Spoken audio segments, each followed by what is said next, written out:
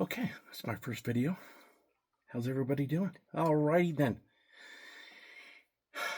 Okay, have layered. I'm having difficulty breathing right now.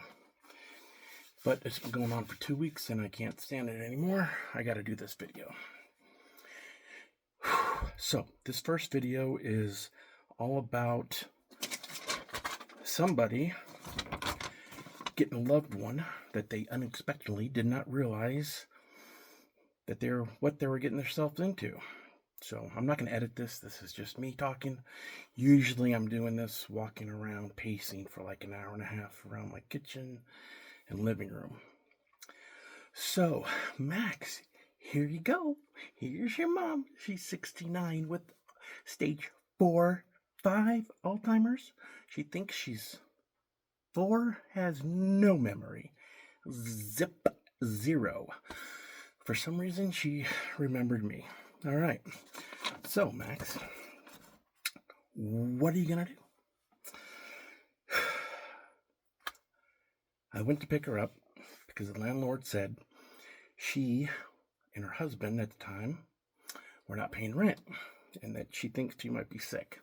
And I haven't seen my mom in about 8 months after she retired from being a security officer and I was her boss. So I figured her husband's going to take care of her and then she'll call me when she needs me. And she wouldn't call for some reason. Anyway, I went to go pick her up. And she looked horrible, obviously. She had spent, I think, about 4 to 5 weeks alone. Can you imagine? Can you imagine someone in stage 4, stage 5 Alzheimer's being alone? The bathroom was completely black, the floor. That was all her feces. So, yeah, that was great. Anyway, I got her out there, cleaned her up, went to the doctor, dumped the house, dumped the apartment. That was a big story. But the point of this message is what we don't talk about when we are adopting a loved one to take care of by yourself in your 24/7 on-call her caregiver. So Maxwell, just like everybody else in the world, let's see, what's the first one? What I mean is people have their own problems before they become caregivers. So often people come and tell you about, hey, you got to do this, you got to do that for caregiving, but they don't talk about this person. The first thing that should have came out of a social worker's mouth is, you need help. You don't know it yet, but all the issues you have are going to be multiplied times 10 if you don't get help now. That was the first thing that should have been said to me. It wasn't. I went through 6 social workers. Part of that was part of COVID, but so what are humans dealing with once they get this person or persons? Well, we already have a back problem. Always in pain. Trying to figure that out. Asthma. Right now, it's been bad. Usually have it under control. Insane grief over losing people in your life and pets. Oh my God. Pets, that was really bad. Being heartbroken, loving somebody that's not loving you back. Even your parents. Betrayed, insanely betrayed. 4 times in my life. Recently, somebody taking stuff that they shouldn't have been taking. And that hurt a lot. Anxiety. I'm a highly sensitive person, so I've always had a problem controlling my central nervous system. I didn't know this until after, when I actually did get therapy, which is why I can do this. What else? Insecure, financially illiterate, burned out. This is all before I get mom. So, overweight, depressed, living alone, loneliness. I don't know, ADD times 10 to the 10th power. Good God. And then you get mom. You can do everything you can because, you know what? I haven't been the brightest tool in the toolbox in my life. So the one thing that I could do is try to be a good person. So And I was already highly sensitive anyway, not knowing that at the time. But what happened literally in the first month was everything that I just said. Just, she was right. The social worker, my imaginary social worker, that was telling me that everything you have now is going to be multiplied tenfold, and you're going to have to figure it out and be a good person and take care of your mom. So, how are we going to do that? You just do it, right? Yeah, you just do it. We had enough money so that I could hire people, but only like half the time. You needed like $6,000 to $7,000 to really get help, and then you can place her somewhere. So I didn't fit into that. I belonged to a Facebook group that had 50,000 people on it that were all stuck in the middle. What that meant was we can't get external help because we're not completely indigent, because my mom did get a Social Security and a surviving benefit, which only equaled like to $2,200. Oh, that's enough. It's not enough when you need 24-hour care. I gotta work, right? Yeah, we went through a lot of money. So this video is trying to get through all the people that it's very hard to take all that information from all of your skill sets and all these smart people telling you about how to take care of somebody when you can't even take care of yourself. So what do? You just barrel through it, right? I never had to clean feces before from a person, not literally on my mom, but when I did, I dry heaved, I threw up. Good God, I can't count how many times. I finally got used to it. So there you go. Spent a lot of money having other people do it until I didn't have any more money, so I got to do it. Oh man. So barreling, this is what I'm calling this video, is barreling through it, because you just do it.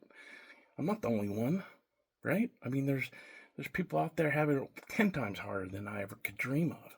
But for me, this is the hardest thing in the world, right? I'm all alone. I don't have any kids. I'm not married. I don't have any support.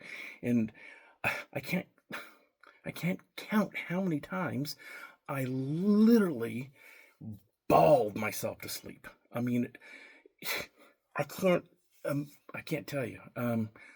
I don't know, 400 times a year, 500 times.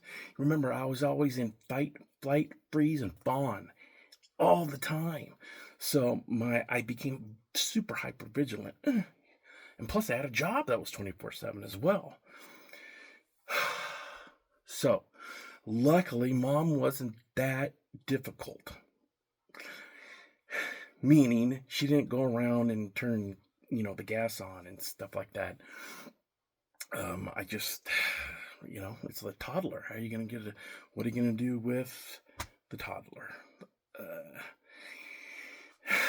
The next step, the next part of this video is, now you had a relationship with your mom. So your whole life, you developed some kind of relationship with her. And you have to come to terms with that, right? So for 3 or 4 years growing up, I was pretty abandoned and neglected. I think it was 8 to 12 and a half. Yeah. No food. Luckily, I grew up in a place where I had so many great friends and moms. I had a neighbor, and then I had 6 different moms that stepped in for me when I was that age. My mom did pretty good when I was little, but then something happened. I don't know what happened, but yeah, Max was left alone at night. God, yeah. My age 13 year, I don't even remember. I seriously cannot remember any of it. Very strange. Anyway, so you're dealing with everything that you've already have, the problems with you. You got a bad back. The person loves you. The person you love doesn't love you. You have 3 friends that they don't want to be friends with you because you're not their religion or their political view, or you're not smart enough. Yeah, that's one of them. So you have that, and then you have the relationship.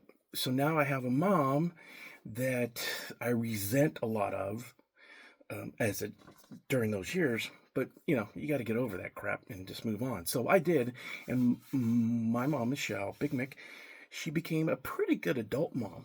I mean, she was there for me. Absolutely unconditional love. I think she felt bad and she knew she screwed up. She would never tell me that, but she showed gratitude, humility, uh, very loving. It was great. I hired her after she retired from cutting hair, and she became like literally the best security officer like ever. Right? It was phenomenal how good she was. And so let me go back. So you have everything that you already screwed up with when you get them, and then you have the relationship with them. So my relationship was really mixed because I would say, and I regret it now, I'm not your father. I'm not. Why am I supposed to take care of you? And all these just terrible things, which added another thing, guilt. So now I feel guilt on top of all those other things. Hypothetically, by the way, any of the other this I'm telling you about somebody that really isn't me. Yeah. Anyway, you get the gist, right? Okay. So barreling through it. So you deal with it. You don't really deal with it. You drink yourself to death, or you get drugs to manage. But what really got me, and it still got me today, is that nobody really helped. Nobody can help. Nobody can help. Nobody wants to help. My God, they don't want someone like that around their kids. Oh, God. One of my biggest struggles was I felt embarrassed because I would take mom everywhere. And the reason why she lived 4.5 years more after I got her is because she exercised a lot. I made her go upstairs every single day. And yeah, that wasn't easy. But don't get me wrong, there were a lot of good moments. What I want to make a point of to everybody that's new to caregiving is that they may not remember the moments, but you are. So make the moments for you because you're going to remember. And I did. So that was one good thing I did. We had some good walks. Unfortunately, she couldn't hold it so much. So, a fart became, a shark. Which, yeah. So those things happened. But I did have some good moments, and it was fun to bond with her that way and to see her smile. But overall, it literally is probably taking life from me. My soul was just completely and utterly just devastated. And those of you out there who have done this know exactly what I'm saying. Because the two things that no one ever talks about, which is you are who you are when you get them, so you're fighting all those, and then the relationship part, and then a new skill set of taking care of somebody. I never did that before. I wasn't a father. So I'm battling 3 different things at the same time, not knowing it at the time, by the way. I didn't realize this until I got therapy.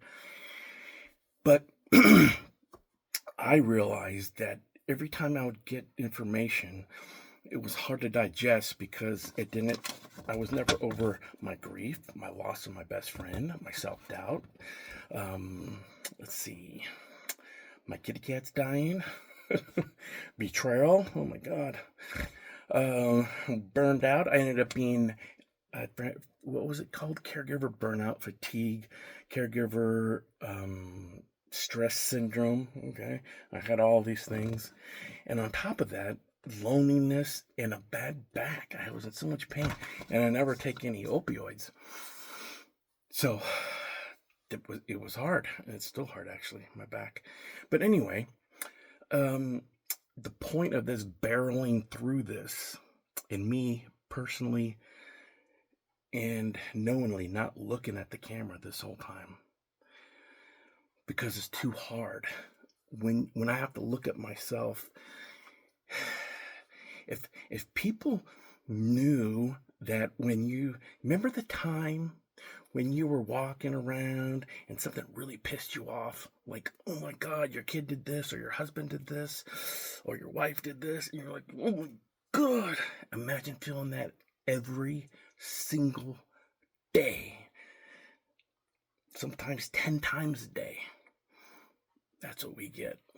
10 times. I don't know how I'm here. I have no clue. Not a clue. Not a clue at all. I think I got good genetics. On top of that, 2 years later, I had to take care of my dad in hospice for 4 months. Oh, that was great. Killed my back. Oh my God, it destroyed my back.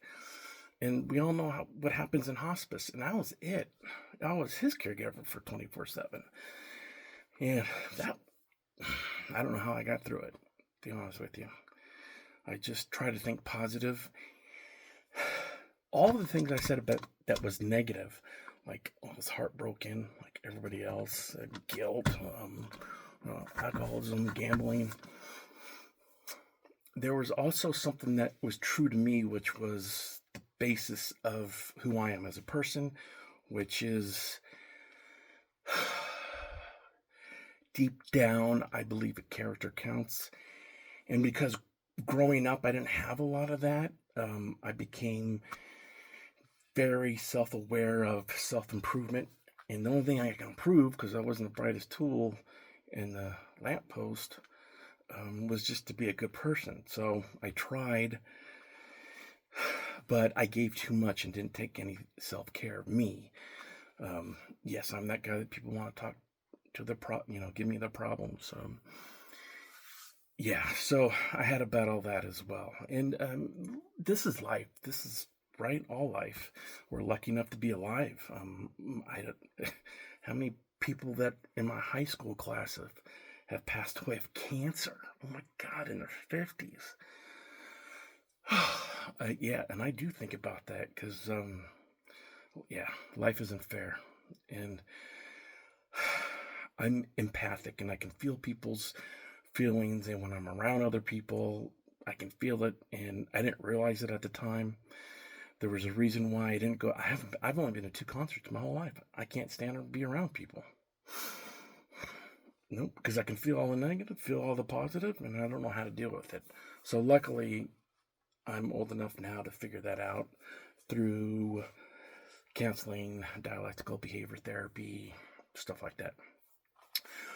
Okay, so barreling through it, back to the main title, which is you just do it, and then you deal with the outcomes afterwards, because you're always wishing, like, oh my God, I wish she would just pass away so she wouldn't suffer so much, or so I wouldn't suffer so much. And then you think that, and then you think you're full of guilt for thinking about that. Oh man, it was rough. I had some support, don't get me wrong. The problem I had with the support is that they think that all they could do is to say, oh, you're a good person for doing this. I couldn't do what you're doing. Yeah, you can. You could, because it's called barreling through it. You just do it, right? I mean, if you come out healthy, you're, I don't know what to say about that, because I don't know if anybody comes out that healthy. But I have met some people online that are just amazing. Most of them are women. They're stronger than men in these situations. Plus, I think they're all moms. So they could process the skill set a little bit better because they've gone through it before. I had no clue. Well, there's the internet. Yeah, well, when you get flight, fight, fawn, or freeze, you get narrow-minded, and you can't, your creative thinking skills are gone, your critical thinking skills. I stopped journaling. I stopped taking care of myself completely because I just felt so bad. And then I felt sorry for myself, which is pathetic. Oh my God. Anyway, okay, so what I want my message for everybody is that barreling through it hurts a lot. But there are survivors out there, like me, that can hopefully take what I've been punched with and I can help other people. That's all I want to do now, because it helps me feel good, It's not really altruism because I do get something out of it. But I do want to see other people, and I understand people a lot more because of those three things. Who you are when you started, then your relationship with them, and then how do you start a new skill set that you don't even know you have to figure out by yourself. I don't know how to dress her. I don't know how to buy her clothes. I don't know how to change her, give her a shower. I had no idea. All the little things, like she'd put stuff in her mouth. I had a childproof that I didn't know any of this stuff. So, to all the beautiful, amazing people that have gone through 10 times more than I ever have, you're amazing. Because I want to go back to the people that I have met online, and I think they got ahead of me because they were moms. To be honest with you, they're stronger. They're just stronger. I mean, I met online some women that were taking care of their husband that were down to my mom's level. I can't imagine that. I know that's the problem with the whole world right now, is that we're over here on the empathy thing. We got to come a little bit back over here. I know we need our sociopaths, but we have enough of those already. We need more empaths, and we need more smart caregiving that is purposeful and meaningful and right, but also using it as a way to become a better person. So you're taking a negative and turn it into a positive. I'm not a shrink. I'm not a doctor. I'm none of that. I'm a survivor, I guess you can call, because there isn't a day that goes by that it affects me, or one of these things: betrayed, grief, loss of friend, self-doubt. What's that one? ADD, child abandonment, get over it. Depression, loneliness, it's your fault. Oh, L4, L5 bulging discs that give you pain like you can't even explain. Okay, so in conclusion of barreling through it, that's my point, is that I know what it takes to start this campaign of being a caregiver. So that's it. That's all I wanted to say, is that I think we're missing those three things when we're trying to help people, and not realizing that you giving me information about how to take care of somebody when I'm suffering from guilt and back pain and all the other stuff, you're really not helping. And that's where the professionals come in, and they can dissect that and help you. So hopefully this will help you. You can get clear in your head, so you can ask the counselors or anybody you can to help you become healthy, because self-care is all we got, people. My God. Does the 40 pounds, right? The screen adds 40 pounds? What? No? Okay. 10 pounds? Man, I gotta start exercising. Peace out. Chicken loving tender grease.